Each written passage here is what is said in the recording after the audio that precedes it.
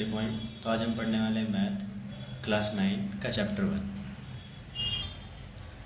कल हमने natural number, whole number, integer और रैशनल नंबर पढ़ लिया था। तो आज हम पढ़ने वाले irrational number.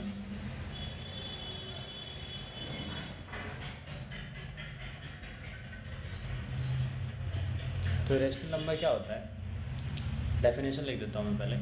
A number S is called irrational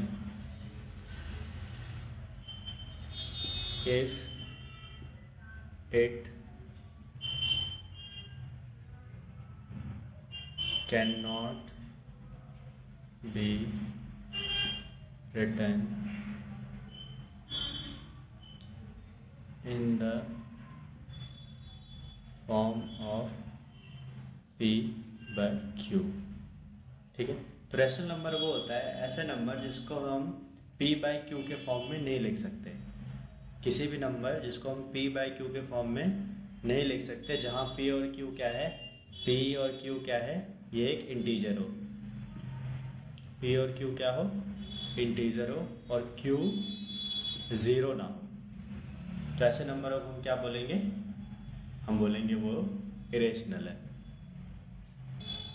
example के लिए, जैसे एग्जाम्पल है √2, √3, √5, पाई, या एक और एग्जाम्पल ले लो आप 0.10, 110, 1110, 1111 and 0 and so on.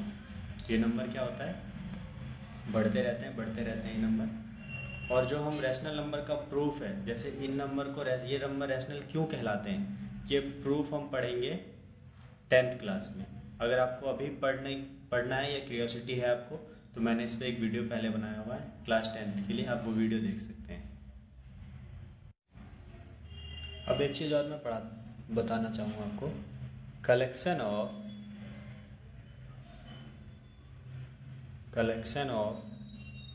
all rational and irrational, सारे रैशनल नंबर और इरेशनल नंबर का कलेक्शन एक साथ मिलके together make up what we call the collection of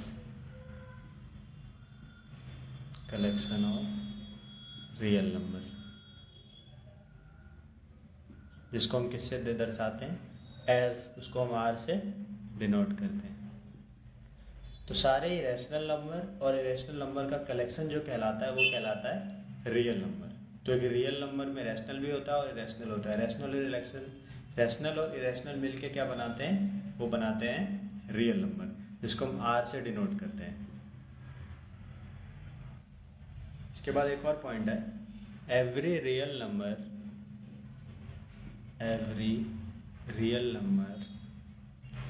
is represented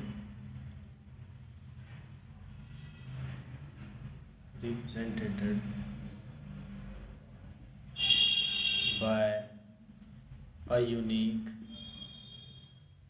points on the number line. Also, every point on the number line represent a unique real number. This is why we call the number line the real number line. क्या कह रहा है कि every real number is represented by a unique point. सारे real number जो होते हैं वो रिप्रेजेंटेड होते हैं किससे, यूनिक पॉइंट से नंबर लाइन पर। Also every point on the number line represents a unique real number. और सारे जो पॉइंट होते हैं नंबर लाइन पे वो क्या करते हैं, एक यूनिक रियल नंबर में प्रेजेंट करते हैं। इसीलिए हम नंबर लाइन को क्या बोलते हैं, द रियल नंबर लाइन। इस वजह से ही हम रियल नंबर को द रियल नंबर लाइन बोलते हैं। किसको, नंबर लाइन को। एक टेबल में आपको समझाता हूँ। जैसे कि बॉक्स देके एक है नेचुरल नंबर, तो सारे ही नेचुरल नंबर जो होंगे, सारे ही नेचुरल नंबर कौन से होंगे, वो होल नंबर होंगे, होल नंबर। और सारे ही होल नंबर क्या होते हैं, सारे ही होल नंबर एक इंटीजर होता है, इंटीजर ही होता है। और सारे इंटीजर क्या होते हैं, सारे इंटीजर रैशनल नंबर होते हैं, रैशनल नंबर होते हैं। और इससे हटके जो होता है वो होता है इरेशनल नंबर, इरेशनल नंबर। लेकिन इन दोनों बॉक्सेस को मिला के, मतलब कि रैशनल और इरेशनल दोनों को मिला के जो बनता है उसे हम क्या बोलते हैं, उसे हम बोलते हैं, आप इधर आपको नहीं दिखेगा तो मैं इधर से एरो देके बता देता हूँ आपको नीचे, उसे हम बोलते हैं रियल नंबर। तो आपको ये टेबल याद रखना है कि सारे नेचुरल नंबर क्या होते हैं, होल नंबर होते हैं। सारे ही होल नंबर इंटीजर्स होते हैं। या फिर आप ऐसा कह लो कि सारे नेचुरल नंबर मिलके होल नंबर बनते हैं, होल नंबर मिलके इंटीजर्स, और इंटीजर्स मिलके रैशनल नंबर। और रैशनल और इरेशनल दोनों को मिलाने के बाद जो बनता है वो क्या बनता है, रियल नंबर। तो हम रैशनल को भी, रैशनल नंबर को भी रियल नंबर कह सकते हैं और इरेशनल नंबर को भी रियल नंबर कह सकते हैं। इसके बाद एक क्वेश्चन कर लेते हैं एक्सरसाइज का, चैप्टर 1 की एक्सरसाइज का। तो पहला क्वेश्चन जो कह रहा है हमें बताना है ट्रू या फॉल्स। तो पहला क्वेश्चन है हमारे पास, every irrational number, every irrational number is a real number. क्या बताना है कि every irrational number is a real number. क्या सारे इरेशनल नंबर रियल नंबर होता है? अभी मैंने आपको क्या बताया था, रैशनल और इरेशनल दोनों ही मिलके क्या बनाते हैं, रियल नंबर। तो आंसर आपके सामने, एवरी क्या पूछ रहा है वो, every irrational number real number होते हैं क्या? तो बिल्कुल होते हैं, ये ट्रू है। और क्यों होते हैं आप रीज़न दे सकते हैं, because all rational and irrational form a group which is called real number. इसमें सेकंड क्वेश्चन कह रहा है, वो कह रहा है every point of the number, every point of the number line is of the form root m, where root m is a natural number। क्या question है कि एवरी पॉइंट, हर पॉइंट जो है किस पे, नंबर लाइन पे, वो किस फॉर्म में होते हैं, रूट फॉर्म, रूट m के। तो आप देख लो अगर इस क्वेश्चन का, तो इसका आंसर है फॉल्स, बिकॉज और या वो ऐसे समझ लो आप कि वो ये कह रहा है कि जितने भी नंबर लाइन पे पॉइंट होते हैं वो सब किसी ना किसी का अंडर रूट होता है। जितने भी नंबर लाइन पे पॉइंट होते हैं क्या वो सब किसी ना किसी का अंडर रूट होता है। पर क्या ऐसा होता है? नहीं होता, क्योंकि नेगेटिव नंबर जो होता है, नेगेटिव नंबर वो किसी का स्क्वायर रूट नहीं होता।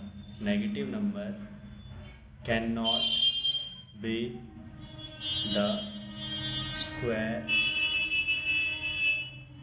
Root of any natural number.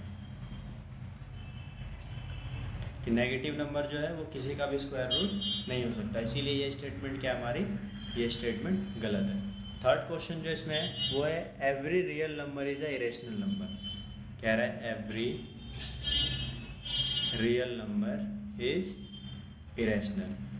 आप ये बताओ कि क्या इरेशनल होता है? फॉल्स। क्यों? क्योंकि every irrational number real number होता है, ना कि रियल नंबर इरेशनल नंबर होता है। आपको ये ध्यान में रखना है कि एवरी इरेशनल नंबर और एवरी रेशनल नंबर दोनों मिलके जो बनाते हैं वो रियल नंबर बनाते हैं, ना कि एवरी रियल नंबर इरेशनल होता है। ठीक है, इसके बाद हमें जो क्वेश्चन करना है उसमें हमें √2 को नंबर लाइन पे दर्शाना है। तो उसको दर्शाने के लिए हम क्या करेंगे, आपको उसके लिए बस पैथागोरस थ्योरम आना चाहिए। पैथागोरस थ्योरम क्या कहता है, h का square is equal to b का स्क्वायर प्लस p का स्क्वायर। और हमें h कितना चाहिए, √2 चाहिए। h √2 कब आएगा, जब मैं b को 1 मानूंगा और p को 1 मानूंगा। हम मान लेते हैं कि हमने एक स्क्वायर बना लिया है, स्क्वायर की साइड्स कितनी है 1 1। अगर इसकी 1 1 है और ये 90 है तो इसका डायगोनल कितना होगा, डायगोनल अगर मेरा ये ओ ए बी सी है, ओ ए बी सी, अगर मैं इसमें ओ बी फाइंड करूँगा तो ओ बी का क्या फॉर्मूला होगा, ओ बी हमारा हाइपोटेन्यूस है तो ये हो जाएगा ओ ए का स्क्वायर मतलब बेस का स्क्वायर प्लस ए बी का स्क्वायर। ओ ए कितना है 1 है और ए बी कितना है 1 है, तो 1 का स्क्वायर 1 प्लस 1 का स्क्वायर 1 इज इक्वल टू 2। और यहाँ पे कितना है ओ बी, तो ओ बी का स्क्वायर और यहाँ से ओ बी स्क्वायर अगर राइट साइड जाएगा तो अंडर रूट हो जाएगा, तो ओ बी कितना हो गया यहाँ से √2। ओ बी यहाँ से कितना हुआ √2। तो यहाँ से अभी आपने ओ बी फाइंड किया, ओ बी कितना आ गया था आपका √2, मतलब ये कितना आ गया √2। अब आप एक नंबर लाइन बना लो, ओ ए मतलब ये 1 यूनिट है, ये 2 है और ये 3 है। आप कहीं चाहो तो लिख लो O A is equal to 1 unit O A B C. अब क्या करो, आप एग्जैक्ट फिगर को आप नंबर लाइन पे रख दो, ओ ए और ओ ए बेस सेम रख दो। आप ये फिगर को एग्जैक्टली यहाँ पे पेस्ट कर दो और ये जो बनेगा आपका ओ बी, ये कितना बन जाएगा आपका √2। आप यहाँ पे एक कंपास रखो आप और इसको ये नीचे खींच दो, तो ये जो पॉइंट आएगा आपका, ये पॉइंट होगा P और यही पॉइंट आपका कितना होगा √2। लिख लो आप चाहो तो, ट्रांसफर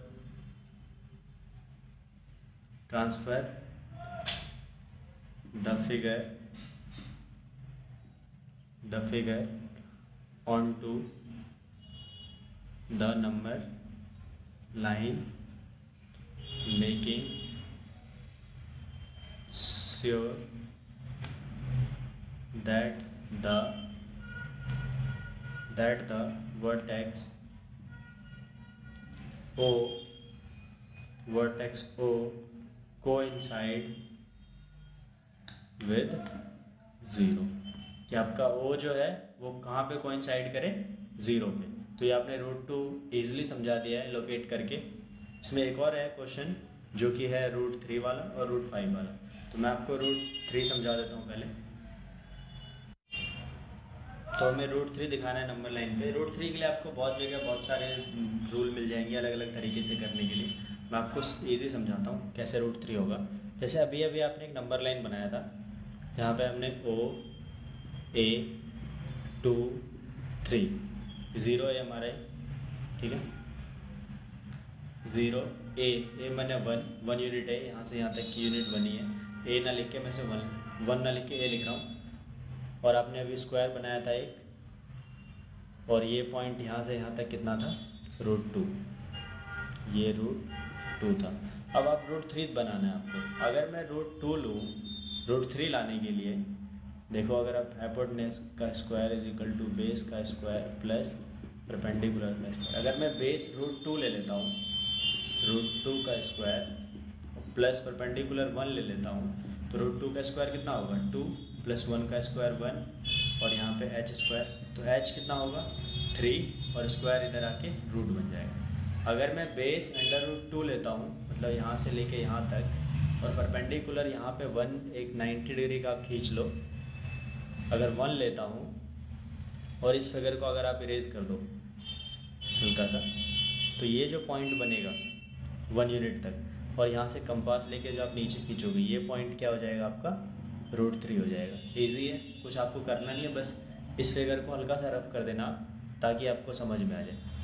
आप क्या करोगे, O से इस पॉइंट तक, इसको कुछ भी मान लो आप, R मान लो, O से R तक आपको एक लाइन खींचनी है। कब, आपको √2 पे एक परपेंडिकुलर बनाना है 90 डिग्री पे, और वो कितना यूनिट का होना चाहिए 1 यूनिट का।